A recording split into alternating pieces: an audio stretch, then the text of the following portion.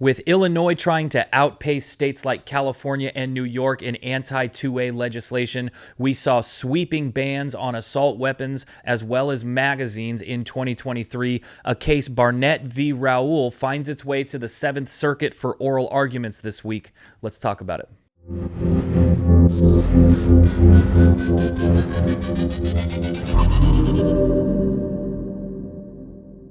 Hey everybody, welcome back to the channel. Today we see some oral arguments, not in California, but with high implications for potentially SCOTUS that could impact California. That, of course, is Barnett v. Raoul. To talk us through that today, we have brought back CRPA's president, that is Chuck Michel. Chuck, thanks for being on with us today.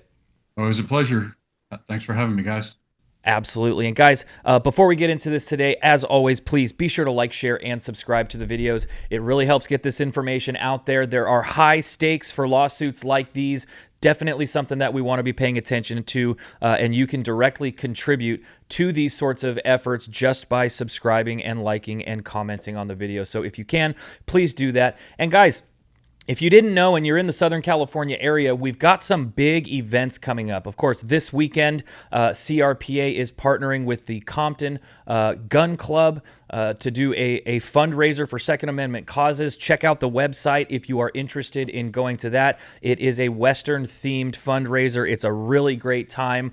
This is, I think, the second or third one that's been done there. Thank you to the club as well. And, of course, the huge Route 66 event that's happening out of San Bernardino. It's a great event. It draws people from all over the state, and the proceeds go to the Second Amendment fight. They're not taking the proceeds for themselves. They want to see the progression in the Second Amendment movement, so they help us out that way. So go ahead and check out both of those. You can find them on the CRPA website. Or on the individual websites as well. So go ahead and check them out on the website. The Route 66 event is on October 11th. And like I said already, the Western-themed Compton fundraiser is coming up this weekend. So check those out. Could do some really good things for the cause. So Chuck, let's go ahead and jump into this really quick. As per the usual, we haven't looked into this lawsuit on a granular level. I know in past videos you have mentioned it in the abstract, but I thought we could dive into the actual complaint. Of course, we've talked about this too, you guys. The complaint and the lawsuit itself might look a little bit different than what you see in a courtroom with oral arguments. Of course, the judges look over these complaints. Oral arguments are really for expanding on ideas or trying to understand things that are not clear within the complaint itself. But Jacob, if you could pull this up, this is essentially what they are complaining against. They do a pretty good job of defining it within the lawsuit itself. It reads like this from Barnett v. Raoul. On January 10th, 2023, Illinois enacted HB 5471, making it the 8th state to impose severe restrictions on some of the most commonly owned firearms in America.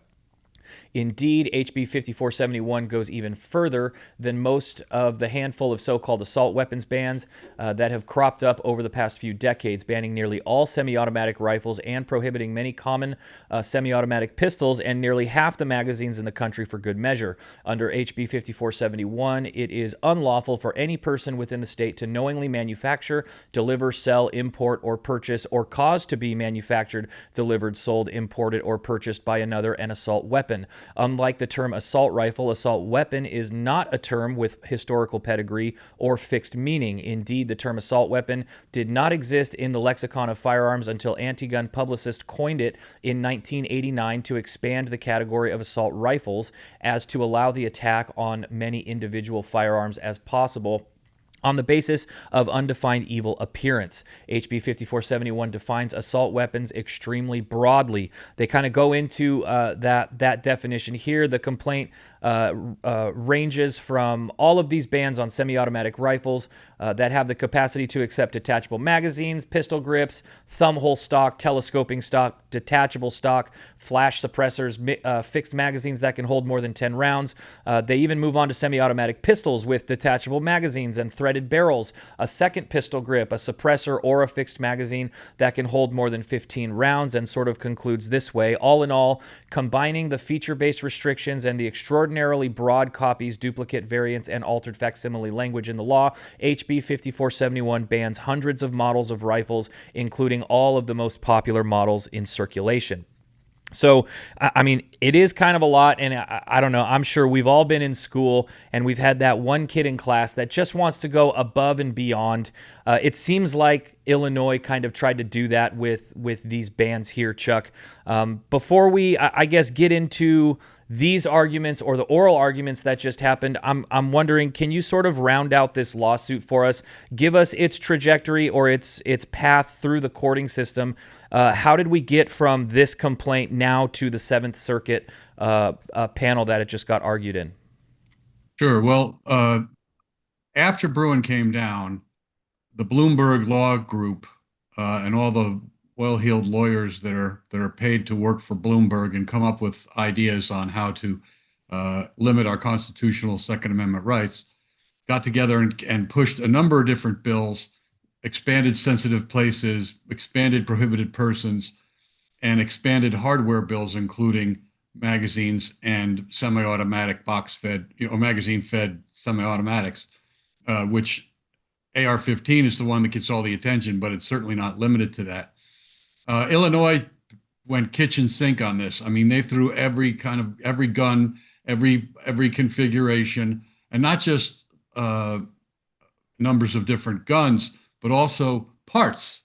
So not only is your AR upper banned, even if you don't have a lower, but all the little parts in the upper, all the pins, the cotter pin, the little mini parts that hold that together and that hold the lower together, the trigger group, everything is banned. And so you can't, if you have an AR, you can't get it fixed. If you can't buy parts to replacement parts to fix it. So it goes beyond that. Then they had the registration scheme. So in response to that Illinois ban, 4 lawsuits were filed, and that's something that CRPA has been working to try and work with all the groups to get them to not duplicate their efforts like this. But it's fortunate in this case because some different arguments were raised by our clients than raised by others, so it actually came together kind of well. But it definitely costs more than it would if you just did one lawsuit. Point is, though, different groups are financing 4 different lawsuits. Barnett is now the lead lawsuit, and the Clement and Murphy firm are the lead lawyers on the case designated by the district court. So we filed the case in Northern Illinois and won a preliminary injunction initially. That was appealed by the state, went up to the Seventh Circuit. The Seventh Circuit overturned the injunction. And the reason primarily that they overturned the injunction was because Judge Easterbrook was he's very bitter and anti-gun ownership and pro-government control. And he controlled that oral argument. But he, interestingly enough, and we had one dissent from Judge Brennan, and then that case was sent back down to eventually it was sent back down to the district court, the trial court, who then had a full-blown trial. And we were very involved in that trial, putting in evidence, getting experts, witnesses, people that talked about how ARs differ from fully auto, or semi-autos different from fully auto generally, because Easterbrook, in his original ruling, said that ARs are so similar to fully automatic M16s that they can be banned and they're not even arms under the language of the Second Amendment to begin with. Now, that's a ploy that a number of anti-gun jurisdictions are using to try and not have to get to the second step of Bruin, where the state has to present a historical analog law that shows that the founding fathers would have allowed the modern day law. But that's harder. And so they'd rather just say, well, this isn't an arm that's covered by the Second Amendment language to begin with. And so he sent it back down so that the district court could say, well, here's the differences between an AR and an M16, and it was semi-automatic and a fully automatic. And there are a lot, and they were all well documented in the 160-page opinion that Judge McGlynn from the district court issued after that 4-day trial in his courtroom in Southern Illinois. That then went back up to the Seventh Circuit and the 3-judge panel again. Judge Easterbrook is still on there. Judge Brennan is still on there, who dissented the first time around. But luckily, Judge Wood retired and was replaced by Judge St. Eve. And Judge St. Eve is a Trump appointee. And so we went to oral argument expecting that Easterbrook was going to dominate and just make sure that we could not win, as he did the first time around. But to our surprise, so we went in with no hope. To our surprise, Judge Brennan really stepped up, took control of the argument, made all our points for us, really shredded the state, the Attorney General's arguments, and Judge Easterbrook just sat there for most of the time, but tried to throw some wrenches in the gears when he got a chance. But we also had Judge St. Eve, who was actually tentatively at least on our side. So remember, it takes two judges to win on a 3-judge panel. So we came out of there hopeful. And hats off to Harmeet Dillon, the head of the Civil Rights Division for the United States Department of Justice, for actually filing an amicus brief and requesting and getting oral argument time herself. So she argued as well. And I was in the courtroom and met her and was very, pleased with her and her attitude. She wants to go after, she's very aggressive in going after CCWs that take too long or charge too much, jurisdictions that charge too much to get a CCW. And so CRPA will be working with her in California. We already are on the LA County Sheriff case. But anyway, the point is, at least two of the judges seem to at least get the Bruin test right. They recognize that a magazine and a semi-automatic, are arms that are covered under the Second Amendment. So then you have to go to the second step, and the state has to prove that there is a historical analog similar enough to the modern day law. And what they're pointing to is trap gun laws, which are basically booby traps. There was laws that banned setting booby traps so that if a burglar came into your house and you weren't home, they would be shot as they opened the door by a shotgun on a string or whatever. And also Bowie knife laws. Now, those are not adequate historical analogs. And so and that's why Judge Easterbrook and the first go around wanted to stop at arms and simply say semi-autos aren't arms. So they're not protected in the first place. So anyway, the argument went well, better than we had expected. And now we just have to wait. But here's the thing. If we win, say we win 2-1, the state will go on banc and ask for the entire Seventh Circuit to argue it, to rehear it. If we lose, we go straight to the Supreme Court, and the Supreme Court has telegraphed that it's ready to take what they call an AR case, what's really a semi-auto case, and really set the record straight with a lot of these lower courts. And that's the problem. A lot of lower courts that are anti-gun owner are really getting away with constitutional murder by misinterpreting and I would say in some cases intentionally distorting the Bruin ruling so that they can uphold unconstitutional gun control laws. Well, I guess a lot of that is hopeful. So, I mean, just in regards to the question, the path here was, they create this crazy law that tries to encapsulate several bans that you see in other states.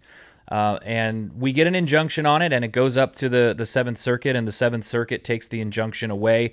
You're kind of also setting the stage with a hostile Seventh Circuit, which, in general, sometimes I guess you get pretty lucky with the judges that end up getting on these panels, but for the most part, Seventh Circuit, not too dissimilar from the Ninth Circuit, a hostile environment for the Second Amendment in general. But you get that retirement, and then you get another judge on there that understands the Bruin decision, understands the Second Amendment and the Constitution. So you kind of walk in there doubtful, and you walk out hopeful. You did hit on you hit on 3 things that I wanted to dive into a little bit further. It's great to have good judges there. As the attorney, you still have to perform. There is a little bit of consensus building online that Erin Murphy, who argued this for the plaintiffs, Erin Murphy, we've worked with Erin Murphy with Murphy and Clement as well, right? She argued the Duncan case, she argued the Rhodey case, as well as the Bolin case in the Ninth Circuit. The consensus online is building, though, that she knocked it out of the park. I mean, having been there, hearing the oral arguments, what was your take on her? As I mean, we've seen her be very successful in the past with cases similar to this. Would your would your experience be the same? She was loaded for bear. And last time around, Judge Easterbrook basically sandbagged her with a lot of stuff about fully auto and the similarities to semi-auto. She spent a lot of time nailing down her understanding of the differences. But to be honest, Judge Easterbrook didn't really hammer on that this time around. And all the other stuff was kind of softballs for her. The test, some previous cases that went against us and why they were distinguishable, and what the proper methodology is for applying the Bruin decision. And she got two judges on Easterbrook sat in the middle as a senior judge. We had Judge Brennan and Judge St. Eve, and she was able to answer the swing vote here is St. Eve. And St. Eve asked some good questions, and Erin had some great answers. And so I think she could have convinced her. I'm crossing all my digits here because we might pull this one out. Now, remember, CRPA and Second Amendment Law Center did amicus briefs in this case because it's important, even though it's Illinois, it's important for every other state, including California, that has a ban on semi-autos. And so the Supreme Court knows that this is something that either through a magazine case like Duncan, and Duncan is in front of the Supreme Court right now, we've requested cert. And interestingly enough, 27 attorneys generals from the 27 pro 2A states filed an amicus brief on our behalf asking the Supreme Court to take that case. And that was big news, along with a number of other great groups. Second Amendment Foundation, a number of other groups asked the court to take that case. GOA is involved as a co-plaintiff in our case, which is FFL Illinois versus Illinois. I think she did a great job. She was ready for all the surprises that Easterbrook launched last time around. He basically was shut down. He likes to play this game where he traps lawyers into this hypothetical situation where he could just, like a law professor, he can change a fact in the hypothetical and try and get you wrapped around the axle in your argument and waste a bunch of time. And she didn't take the bait on any of that stuff. She knew how to deal with him. So it was great to be in the courtroom watching Harmeet Dillon, giving them tips as the argument was going along, and sitting there with all the lawyers who were on all four cases, just watching Easterbrook kind of struggle. I would encourage you. Unfortunately, the Seventh Circuit isn't exactly like the Ninth Circuit. I know we've done videos like this before where we show the oral arguments. Seventh Circuit doesn't do any video, but they do audio. So we've got that linked. Those oral arguments linked in the description below. I would highly encourage you to. After this video, go ahead and click that link and listen to the oral arguments. It's about an hour and a half and a pretty good listen. So 45 minutes each side. But if you want a little crash course in all the issues that we're facing in assault weapon cases, so-called, across the country, this is a great classroom for you to listen to that. Yeah, absolutely. And then, Chuck, something else that you mentioned that I surely don't want to skip over because this is really unprecedented. And I know that we've kind of already talked about this before, but we had the Federal Department of Justice in a courtroom during oral arguments arguing on behalf of gun owners. I know that you said that you were able to speak with her while you and her were there. Do you think that in any way, affects just the fact that the DOJ is supporting gun owners here? Does that have any influence on the way that these judges are looking at this case? What is the effect that the DOJ had in the courtroom? Well, I mean, there are some who would say that the reason that Judge St. Eve is now paying more attention is because of the presence of the United States government in the courtroom arguing for the Second Amendment. It raises the profile of the case. It makes the judges pay much closer attention. They are presidential appointees, remember. This is the United States court. And they know that if the DOJ, the U.S. DOJ is involved, that the profile of the case is raised, the likelihood that the Supreme Court will take the case is increased. So, yeah, I think that caused, frankly, both of the justices, the judges who were arguing for us mostly, to really pay closer attention and up their game. Well, you've also kind of already mentioned that, the process looks like it will go towards appeal. If the state gets what they want out of the Seventh Circuit here, we will probably appeal to SCOTUS. Well, not we, but they. The case will probably be appealed to SCOTUS. If the state does not get what they want, then they will probably appeal it to an en banc panel. It's what scares me. If they come out and say, okay, ARs are not the same as M16s, but all these other guns, 100 other guns, maybe we need to learn more about them. Or they'll say you can ban the magazines, but you can't ban the firearms, or vice versa. That kind of a split opinion, where they split the issues, becomes a bit of a quagmire, and it's tough to navigate that and figure out what to do. But we'll just have to wait and see. But that's my biggest fear, is that we get some kind of a divided opinion on different parts of the statute, and not just strike the whole thing down. Well, let's talk about the magazine part, and that's really what I was getting at originally. This is a high-profile case. It's gaining more and more momentum with every day. Is there any way that an opinion here or arguments that just happened could affect the Duncan case? Guys, I was so excited. The Supreme Court finally updated their calendars. You can see on there the next conference day is in the middle of next month. These are the times when they are going to be considering Duncan to either take the case or not. Obviously, we're going to be tracking that, and we will want to get it out to you as soon as we can, especially if they take the case. Something very exciting. But do you see this case, Barnett v. Raoul, at all maybe affecting the Duncan case, or vice versa?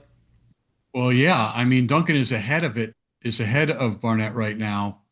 And Barnett is probably at least 6 months from being in a position to go to the Supreme Court. So I expect they'll either hold Duncan, and they know about the Seventh Circuit case, so the Supreme Court does. They might hold Duncan, which is what they did last time.